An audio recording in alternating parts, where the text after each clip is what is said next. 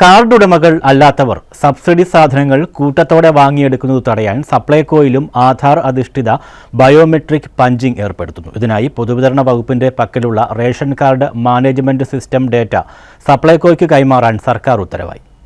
Enterprise resource planning എന്ന software വഴിയാണ് Supplyco subsidy ഇനങ്ങൾ വിൽക്കുന്നത്. ഈ സാധനങ്ങൾ വാങ്ങുന്നത് റേഷൻ കാർഡ് നമ്പറിൽ സോഫ്റ്റ്വെയറിൽ രേഖപ്പെടുത്തും. ഇതിനാൽ മറ്റ് ഔട്ട്ലെറ്റുകളിൽ നിന്നും ഇതേ മാസത്തെ സബ്സിഡി ഇനങ്ങൾ വാങ്ങാൻ കഴിയുന്നതല്ല. എന്നാൽ മറ്റുള്ളവരുടെ റേഷൻ കാർഡ് നമ്പർ ഉപയോഗിച്ച് ആർക്കു വേണമെങ്കിലും സബ്സിഡി ഇനങ്ങൾ വാങ്ങാം. ഇങ്ങനെ അനേകം റേഷൻ കാർഡുകൾ ഉപയോഗിച്ച് സബ്സിഡി ഇനങ്ങൾ വാങ്ങുകയും മറിച്ചു വിൽക്കുന്നതായും പരാതി ഉയർന്ന സാഹചര്യത്തിലാണ് ബയോമെട്രിക് പഞ്ചിംഗ് ഏർപ്പെടുത്തുന്നത്.